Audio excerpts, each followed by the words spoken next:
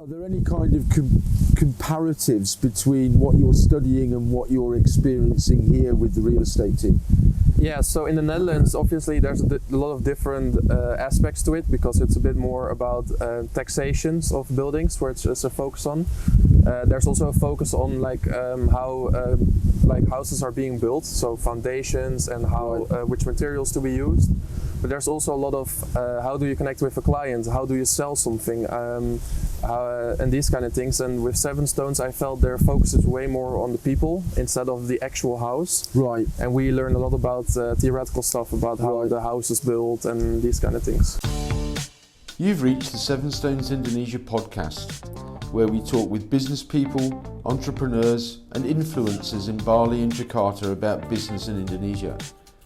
They share their visions and insights with us in conversations around why they do what they do, which we hope will inspire you to believe you too can have a positive impact and make a difference. We hope you enjoy what they have to say, and if you do, please like, share and subscribe. Welcome back to another Seven Stones Indonesia podcast, and today we're in Eco Turismo Kumatuk, which is an eco resort in the hills of Tabanan, actually in Gunung Salak. And today we're going to be talking to Mr. Julius Sanders, who's doing an internship with us at Seven Stones Indonesia. So welcome, Julius. Yes, thank you so much for having me here. You're more than welcome. So let's start by asking, who are you? Who's Julius Sanders? Julius Sanders. So I'm a 21-year-old from the Netherlands, where I've been born and raised since I was a young child, and I study real estate. I do a university there at the Hansa University. And there's a lot of things I like to do. I love to play basketball, I love to play chess. I really enjoy being with friends and talking about interesting topics. And after I traveled the world when I was 17, and this made such an impact on me that I really wanted to be abroad outside of the Netherlands. So this is the reason why I was like, I want to do an internship in Indonesia. So why specifically Bali? So I've been to Bali before, and I really felt like it's an environment where there's a lot of people who pursue the things they really want to do, and also have a good mental aspect to it, where they're also living for happiness and not just making a lot of money. Right. And I'm able to find these people here, and with that purpose in mind, I thought I would go to Bali, and it was one of the options my university gave me. So why did you choose Seven Stones? I didn't choose Seven Stones really. I had maybe we chose you. Yeah, maybe. I had 5 options, okay. And I chose one. Didn't work out, and then they said, well, at Seven Stones there's 2 spots for a guy and a girl. Do you want to do it? And then I quickly scanned through the website to see what the values were of Seven Stones and what the team was about, and I was like, yeah, this sounds amazing. And so I said yes, I'll go for Seven Stones. And have we lived up to your expectations? Yeah, a lot better than I expected actually. I learned so much more than just the usual work things that you expect from a company like Seven Stones. And I learned a lot about mindset, how to connect with people, how you should have the right values in real estate instead of just making as much money as possible, right. Which I think is a good start for me. Very good, very good. And you're studying real estate. Yeah. How long does that take?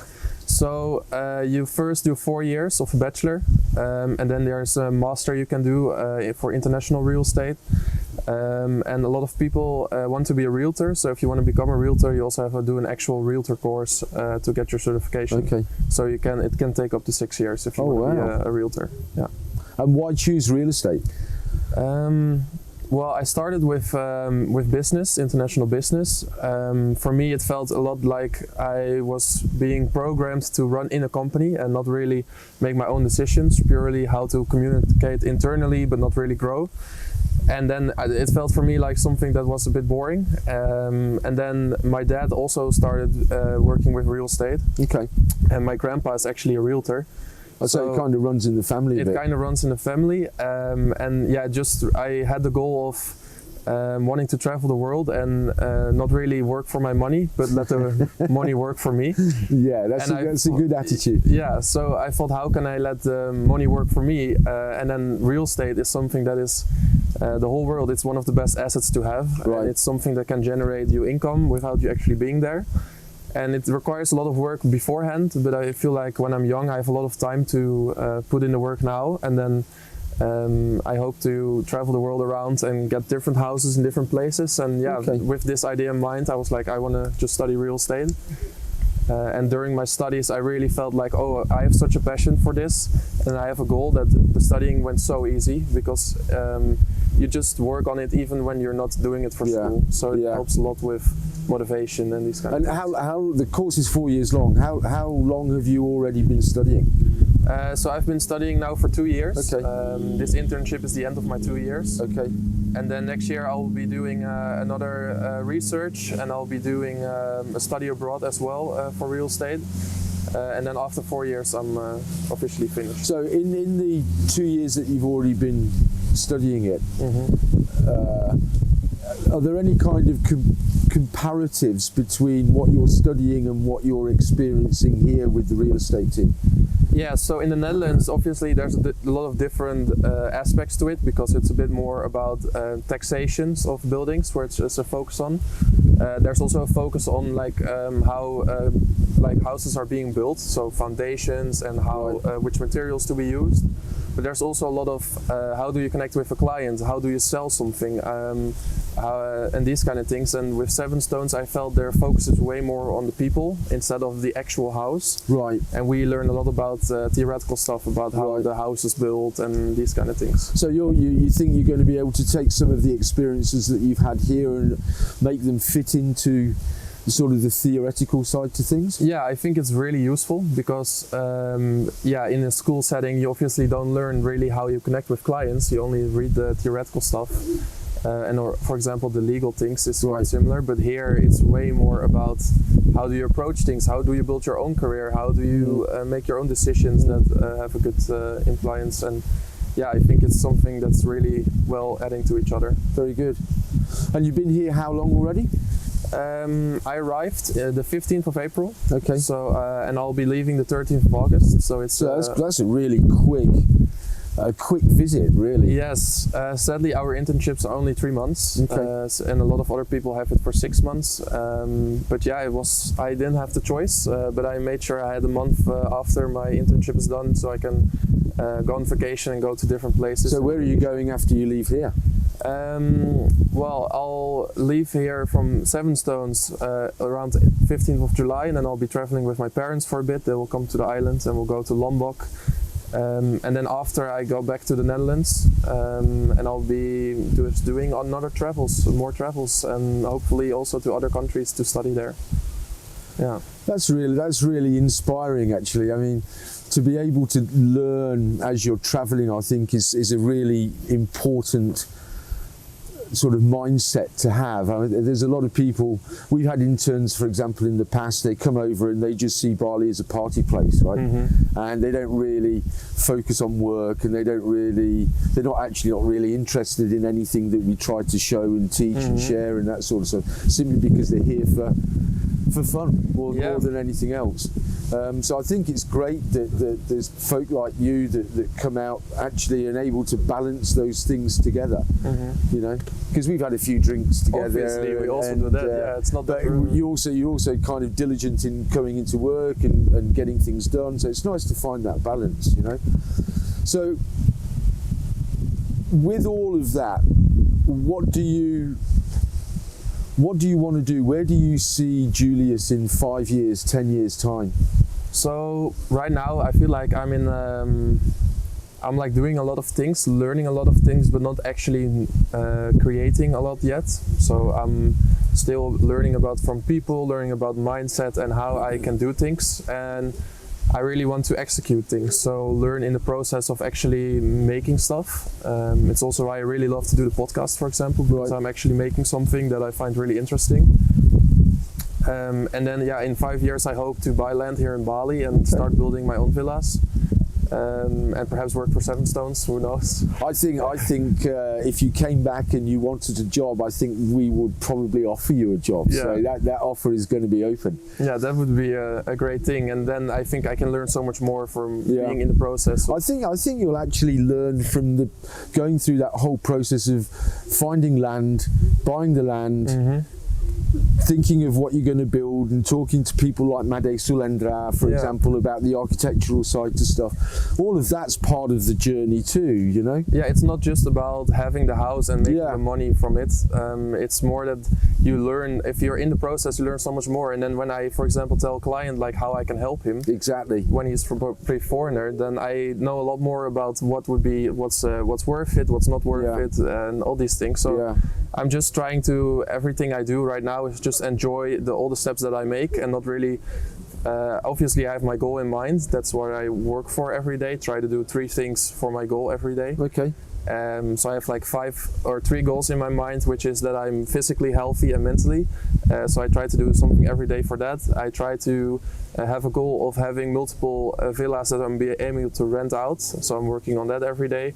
And I try to just grow my appearance in helping other people and influencing people and understanding really the mindset, and also how I can tell someone who doesn't have the mindset in a nice way, how I can help them with that without feeling like, oh, you should do it like this because you're doing it wrong. And there's a lot of kickback with that too, because sometimes it comes across as almost arrogant in a way, you know, like, you know, I know better than you, but that's not exactly what you're saying. No, you know? And I don't know everything. That's like the whole thing. There's always so much to learn, but there's a lot of easy things that you can do, which can really help your mood and help the mood of people around you.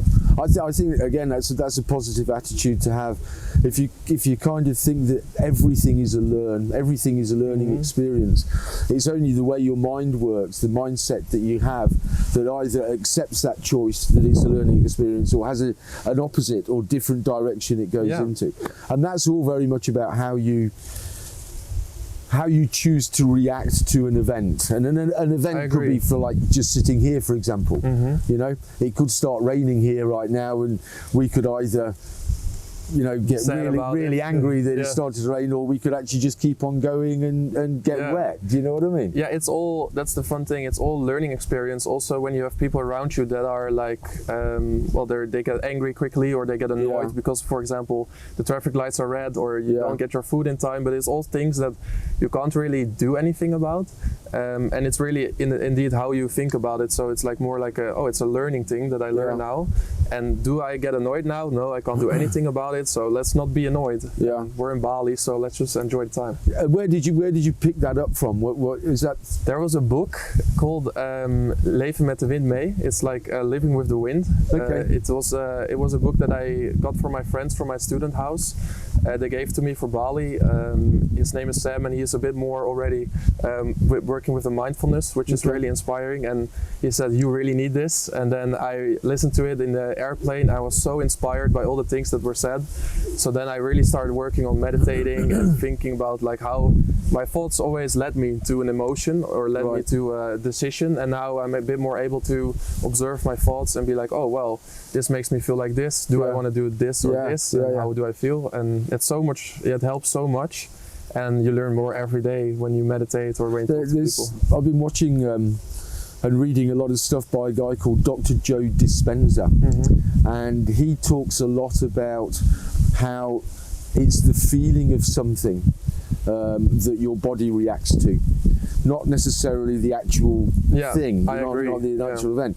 So you, for example, could have a feeling of something that made you very happy or very sad or scared or fearful or something without the event actually happening, but your body will react as if it's actually happening. And that really points to the power that you have to be able to control your destiny in a way, simply by choosing which bits you want to take on. You know? It's very mentally, I think, like how your body feels in comparison, or like seeing with your mind, because there's, for example, there's people in Japan that there's a certain island where people turn 100 years more often than anywhere else in the world. And I read a book about this, and what they say in the book is really that people, they wake up with a why. So they have a purpose every time they wake up, why they want to do something. And it keeps them mentally very healthy, because they're always thinking about something to do and they're always happy with it. And they also don't quit their passion. So they can work till they're 80 or 90. And they also have way less diseases, less heart attacks, they die less of these things. And I feel like if you're mentally healthy, then what you said about your body will feel so much better for a longer time, even if there isn't actually anything happening. Yeah, exactly. And in many senses, you create those things that are happening anyway simply by the choices you've made. So it's all kind of, connected like that, True. Yeah. And it's really nice to see that people like you and people like Terje or other people here around Seven Stones, they also kind of see that mindset, and you can learn so much from other people. Absolutely. Who are like. I mean, for us, the big thing for us, because we have interns coming in and out all the time, right? The big thing for us about having interns is to give you an experience that you'll fall in love with. And that will be one of those feelings that you'll have. Do you know what I mean? And it's going to kind of maintain and keep with you for a long time. That memory, that experiencing that you have. And we like having, young guys like you coming in and sharing your experience with us, because we're also learning. Do you know? Yeah, it's like a sort of like a training track where you learn a different way of living life, like not just making money and how's the best way to make so much money, but you learn the whole different aspect, which I think Seven Stones is helping a lot of people achieving this. But it's also important that the person who goes into it also needs to want it, because you can't really change someone who's stuck in That's their own, right. And and if you don't feel like you want it, or you don't feel like you need it, then there's good arguments to say we're not even going to try. No, it's a difficult thing, I think, because people are hardly influenced by something you say. I feel like they have to experience it themselves. Yeah. And how can someone experience something like, I feel like they need a purpose, they need something that they really want to do. And for me, it was traveling around the world, which really made me give this experience. And for anybody, it could be anything else. Like for some people, someone passes away that they're very close to, and they're like, oh, life is so short, I want to make something good out of it. And for the other person, it's the other thing, but I think people can look for it and make their own efforts towards it. A couple of interesting books. One is called The Tibetan Book of the Living and the Dead, and the other one is called The Tibetan Book of the Living and the Dying. And it talks about things very similar to that, where most people will realise that they're going to die, usually when on their deathbed type of thing. But the only guarantee that we have about anything in this life is that one, you're born, and secondly, you die. So you're going to die, and everyone's going to die. And the book tries to teach you that if you know that you're going to die, then every day could be your last day, and in that sense, you should always have this positive attitude and this right mindset to appreciate and enjoy everything around you. Even if it appears that it's bad. I fully agree. Yeah, because if we would all live for eternity, or we find something how we can live for 300 years, well, then let's hope not. Let's hope not, because the purpose of your whole day is kind of gone. Because I know I'll live tomorrow, so it's gonna be fine. But for you, what brings you awake? Is it like the fact that you feel like you might die, or is there some other purpose where you feel like? No, I'm not afraid of dying at all. No. I'm not saying I welcome it, but I'm not afraid of it at all. I try to live in this space that is appreciative of things all the time. I like just looking out and just staring at a view like this, for example. I'll just sit and look at it for hours and hours and not really necessarily think about anything. I'm just really happy being in the moment. Yeah. And without any particular thought, without any particular thing going on, I'll look at the trees and I'll smile when they move in the wind, and I'll smile when I see a shape in the bushes, and I just think it's all totally and utterly beautiful and wonderful. Yeah, I feel like that's such a nice thing, because it's really hard sometimes to enjoy things when you have all these thoughts in your mind. That's like a difficult thing. Well, we're going to call it a day right there, and we're going to wish you all the best with your studies and all the best with your future career and wherever you want to take it. And thanks for being part of us. Thank you so much for having me. You're more than welcome. Great time here. Thank you.